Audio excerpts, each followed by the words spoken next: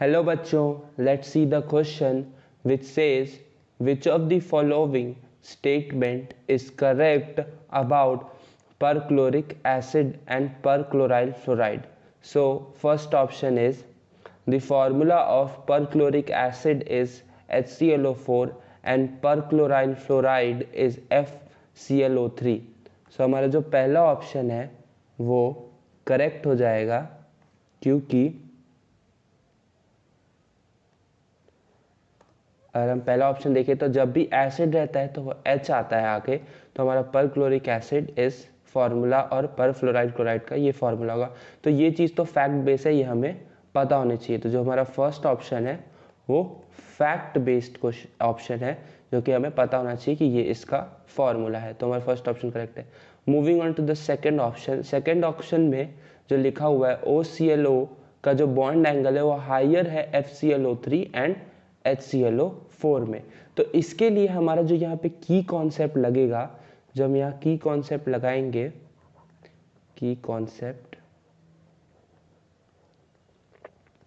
जो हमारा लगाएंगे वो दो चीज़ हम लगाएंगे। पहला कि बेंट रूल, और दूसरा जो हमारा इसमें की कॉन्सेप्ट लगेगा कि जब S कैरेक्टर बढ़ता है, S कैरेक्टर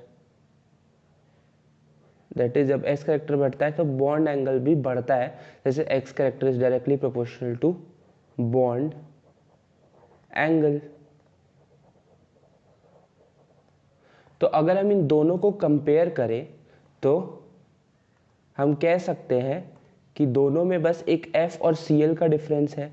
जैसे कि आपका HClO4 में HClO3 में और FClO3 में सिर्फ H और फ्लोरीन का डिफरेंस है।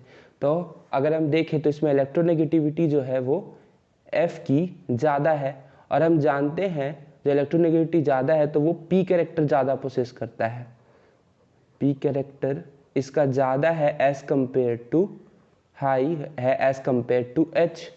तो अब हम इसमें जब बेंट रूल अप्लाई करेंगे तो बेंट रूल कहता है जब भी अगर electronegative character that is P character बढ़ता है तो उसके सामने वाला जो इलेक्ट्रोपॉजिटिव एलिमेंट है, जैसे कि इसमें जो हमारा इलेक्ट्रोपॉजिटिव एलिमेंट दोनों में Cl है, तो इसका S कैरेक्टर बढ़ जाएगा, S कैरेक्टर इसका बढ़ जाएगा। तो अगर हम दोनों में S कैरेक्टर कंपेयर करें तो इसका जो FClO3 का जो क्लोरीन है उसका S कैरेक्टर हाई होगा।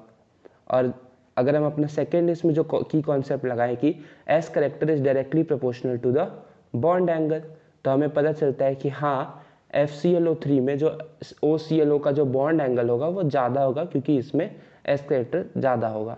अगर हम थर्ड ऑप्शन देखें तो बोलता है FClO का बॉन्ड एंगल है वो लोअर है FClO के बॉन्ड एंगल से। तो अब इसमें जो हमारा की कॉन्सेप्ट लगेगा वो होगा कि bond angle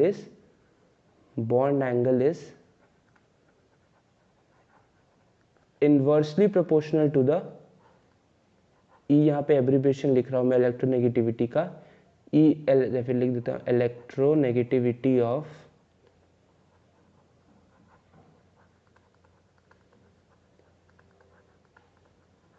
of peripheral atom. Peripheral atom के इलेक्ट्रोनेगेटिविटी के इन्वर्सली प्रोपोर्शनल होता है। तो इसमें पेरिफेरल एटम जो है उसका इलेक्ट्रोनेगेटिविटी ज़्यादा है दोनों में, तो फ्लोरीन इसमें क्योंकि एक फ्लोरीन और एक O है और इसमें दो O है तो इसमें फ्लोरीन की इलेक्ट्रोनेगेटिविटी ज़्यादा हो जाएगी और उसके कारण उसका बॉन्ड एंगल जो होगा वो कम हो जाएगा। ये इस कारण से होता है। अगर हम देखें तो यहाँ पे F है और यहाँ पे O है, और यहाँ पे अगर हम दूसरा देखें तो यहाँ FF है।